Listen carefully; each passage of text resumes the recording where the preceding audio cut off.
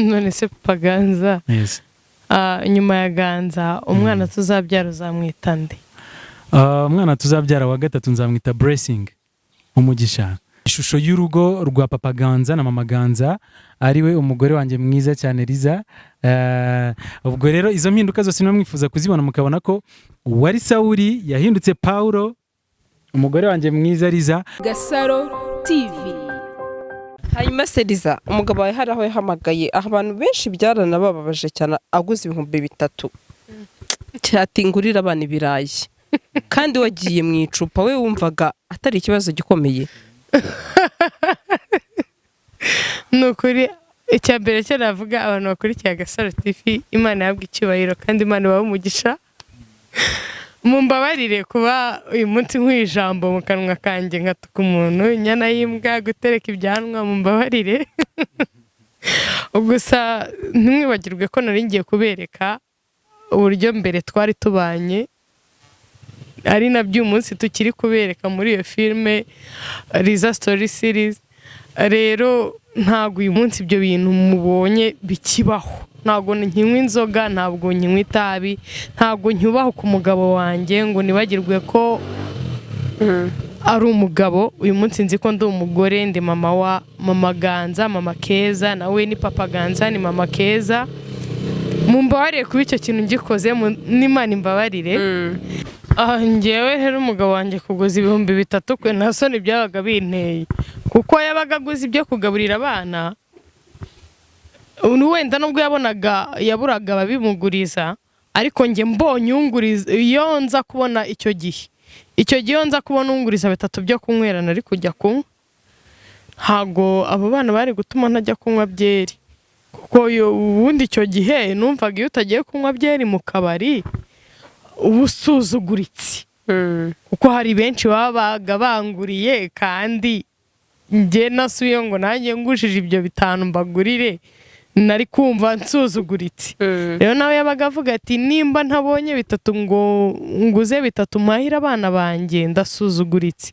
Nanjye rero mama Ganza nkavuga nti nimba ntabonye 5 ngo ngurira abantu agacupa ndasuzuguritse. Ubwo rero icyo gihe nyina waga ndebe by'agacupa, ntabwo iby'abana byabaga bindeba. Birababaje papa Ganza. Hanyuma uyu munsi mubanye gute n'umuntu witwa mama Ganza? Uyu munsi kubera ko ubuzima turimo kuvuga hano uyu munsi ni ubuzima twakozemo filime. Navuga ko mu ijambo rimwe navuga ko harimo impinduka nziza. Ndamutse mvuze ubuzima bwose nkabusesengura uko buri, twaba dusa naho tubamaze amatsiko y'inkuru turimo turabakinira ishingiye ku buzima bwite, ku buzima mpamo bwa Liza n'umuryango we. Reka mbabwire gusa ko mbarema agatima ko ibyo mwagiye mubona byabaye by'intonganya kuri uyu munsi ntago bikiriho, wenda ntabyera ngo de ntazibana zidakomanya amahembe, ariko nababwira ko Liza ni umuntu wahindutse, ni umukristo mwiza usenga kandi ugandukira umugabo we. Ariko tunabashishikariza ko niyo mufite amatsiko yo kumenya uburyo tubanye mu rugo rwacu, twabashishikariza gukomeza kureba iyi filme yitwa Liza Story Series. Ni filme itambuka kuri YouTube channel yitwa Mu Cyumba. Uyu munsi tugeze kuri episode ya 2. Turabashishikariza ko mwakomeza kureba n'andi ma episode agiye gukurikiraho, ni yagiye kubereka ishusho y'urugo rwa papa Ganza na mama Ganza ariwe umugore wanjye mwiza cyane Liza. Ubwo rero izo mpinduka zose niba mwifuza kuzibona mukabona ko wari Sawuli yahindutse Paulo, umugore wanjye mwiza Liza. Muzabibona mu bice bigenda bikurikira by'iyi filime turimo kubakorera ishingiye ku buzima mpamo bw'umuryango wacu Liza n'umugabo we n'abana be. Rero turabashishikariza gukomeza kudushyigikira. Abarimo kureba iyi filime kuri iyo YouTube channel yitwa Mu Cyumba Series, turabasaba gukomeza gukora subscribe kugira ngo ibice bindi dusigaje gukora biri imbere nibizajya bicaho mujye muhita mubikurikira mu babambere mu kubibona, kandi mukore like, mubone mutwereke ko mudushyigikiye, mukunze ibyo dukora, mushyiraho na comment munsi mutwereke ngo ese niki twahindura, ese ubutumwa turimo kubaha burimo bubahinduraho iki, ese ni izihe nama mwumva mwahariza kugira ngo wenda atazasubira inyuma agateshuka akava mu nshingano ze zo kuba umubyeyi, zo kuba umukristo.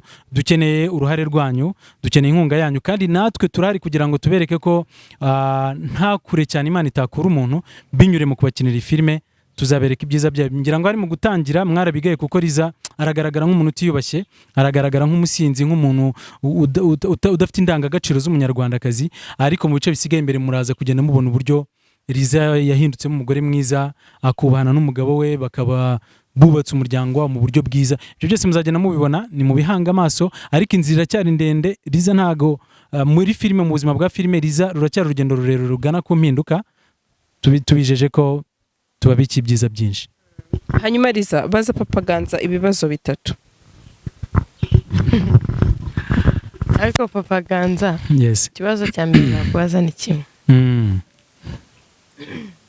Wabuze umuntu w'umugabo mugenzi wawe kugira inama ngo uzaze unkubite urushyi nasinze mbete nkwasaguza ubibone? Buriya iyo uri umugabo, iyo ugiye kubaka, ahaje ubwanwa haba haravuye ubwana. Iyo uri umugabo rero ugomba gutekereza nk'abagabo. Ntago byanda bavuga ngo dawa ya moto ni moto, mu rugo ntago bikora. Mu rugo hakora guca bugufi. Buriya uramutse uzamutse kuriya nanjye nkazamuka nkagukubita, cyangwa nabona ko wagiye kunywa inzoga nanjye nkanywa izindi, twaza tugashiduka urugo twanarutwitse, ubwo tukaba twangije abana bacu mu mutwe. Nta muntu rero n'umwe anajye numva ibitekerezo by'abagabo bagenzi banjye bambwira bati ariko koko umugabo gusuzugura ntubana mukora no mu matama, ariko no sinabikora kuko mpari nk'umuntu ugomba kukubera urugero rwiza kugira ngo nawe ugane ku mpinduka nziza nifuza. None se Papa Ganza, yes, nyuma ya Ganza umwana tuzabyara uzamwita nde? Umwana tuzabyara wa gatatu nzamwita Blessing, umugisha. Nzamwita umugisha kuko ni umugisha Imana yahaye urugo rwacu rw'impinduka, ubwo twari turi mu bihe bibi. Ubu Imana yatanze umugisha wayo, yabaye hagati yacu. Ubwo umwana wacu agomba kuzitwa umugisha cyangwa se akitwa Blessing, tumwise mu ndimi z'andi mahanga. None se iyindi filime waba warakinnyemo mbere y'uko ukina muri Liza Story Series? Filime zo ni nyinshi kuko wenda tugarutse hanze gato y'ubuzima bwa Liza Story Series, ndi umukinnyi wa filime, maze gukina muri filime zirenga 20. Ubwo rero uyu munsi iyi Liza Story Series nayo ni imwe muyongera itafari, ni iyindi esikariye ndimo kuzamuka y'urugendo rwanjye muri sinema mu gukina filime. None ngiye mfite ikindi kibazo kimwe. Ni iki gishobora kubaho kugira ngo wogoshe ubwo bwanwa? Ubu bwanwa mureba buri mu kazi kose, kuko hari projet ngiye ndimo. Muri filime tugira ibyitwa continuité. Hari projet za filime mfite zigeze nko muri enye. Izo filime zose akenshi muri filime tugira ikintu cyitwa casting, cyangwa se gutoranya umukinnyi bitewe na role bifuza ko yazakina muri iyo filime. Rero hari filime nk'eshatu bankastinze kubera bashaka ubwanwa bungana nk'ubu bwanjye.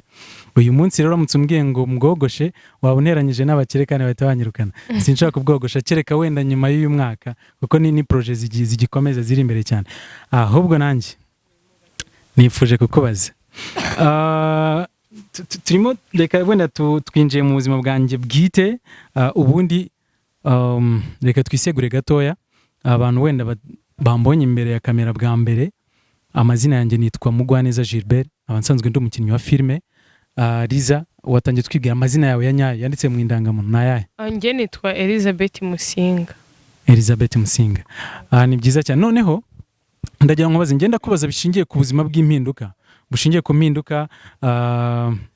Uyu munsi reka nongere mbwira abantu badukurikiye ku Gasaro TV ko twakinnye ni inkuru mpamo ikina ku buzima bwa Liza. Nakinnye nitwa umugabo we, ariko mu buzima busanzwe mbisegureho gato, ntago ndi umugabo we byemewe n'amategeko, ndi umugabo we muri filime.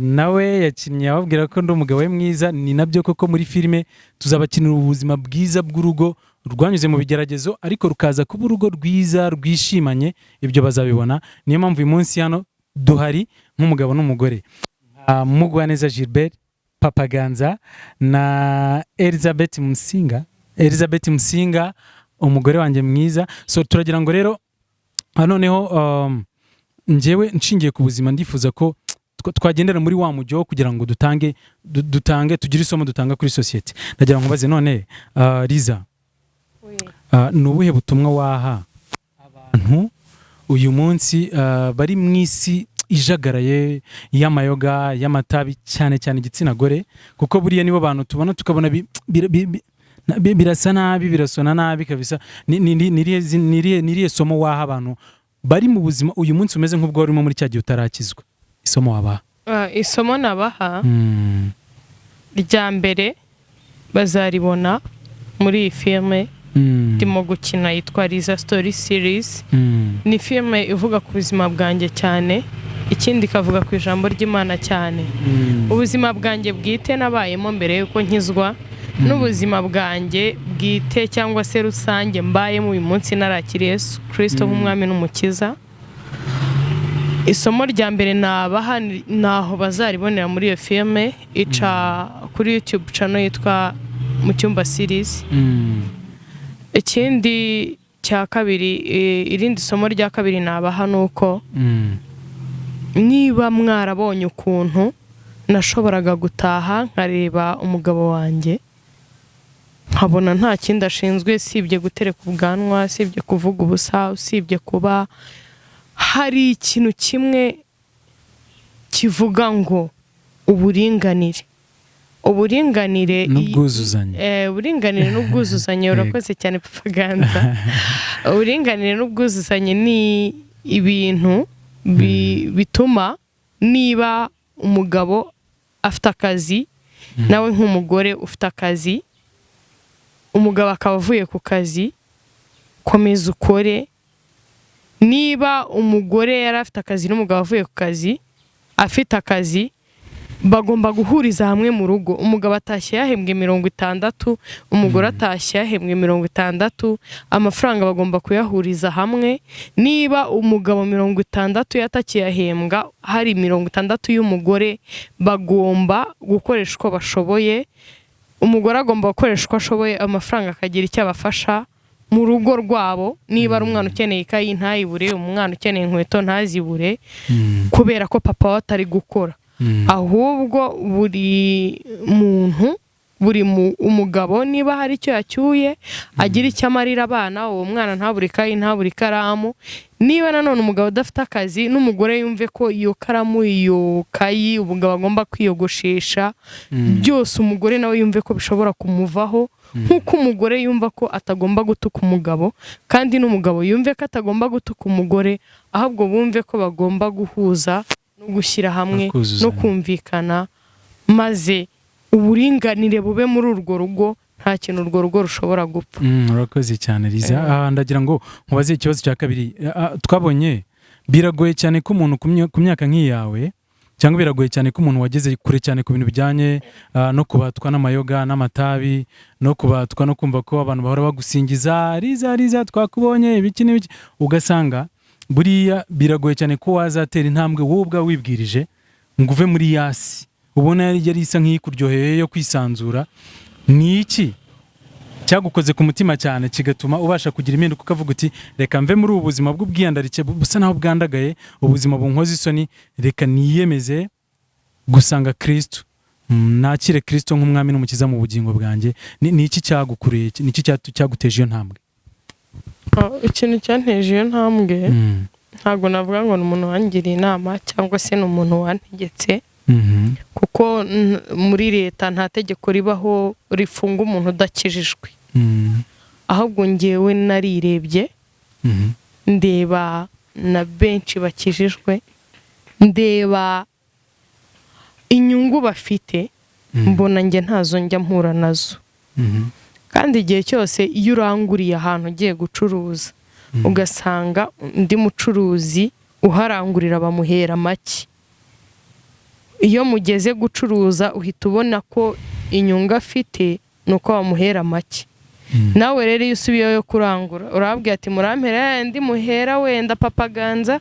nimutayampera ntabwo ndangura namwe ndajya kurangura ahandi ubwo rero nawe iyo urebye inyungu abanyabyaha nanjye narebye inyungu abanyabyaha babaga bafite abantu batarakira Yesu Kristo nk'umwami n'umukiza narebaga inyungu babaga bafite nkabona ntayo ahubwo bafite igihombo rero nkavuga nti niyo mpamvu ntagomba kuba muri aba bantu batakiriye Yesu Kristo nk'umwami n'umukiza ahubwo nge ngomba kumwakira nkagira inyungu nk'iz'abamwakiriye kuko narazo narazibonaga kandi nkabona arizo nyinshi. That's why navuze ngo mbivuyemo mpita mfata umwanzuro wo kuvuga ngo niba mbivuyemo nkaba mbona ko ibyo bintu nabivuyemo kandi byangiriye umumaro, why ntagomba no kuzana abandi nasize inyuma se nabo bakagira inyungu nk'iyo mfite uyu munsi. Nibwo rero kugira ngo nzana abo bose nibwo nahisemo kwandika ino filme yitwa Liza Story Series kugira ngo nabo ntazabasha kugeraho bazabashe kureba iyi filme babone Liza bakurikiza uko bari banzi n'abatari banzi bareba ubuzima nabayemo barebe nubwo nagiyemo bavuga ati Imana mu ijuru hari Imana. Gasaro TV.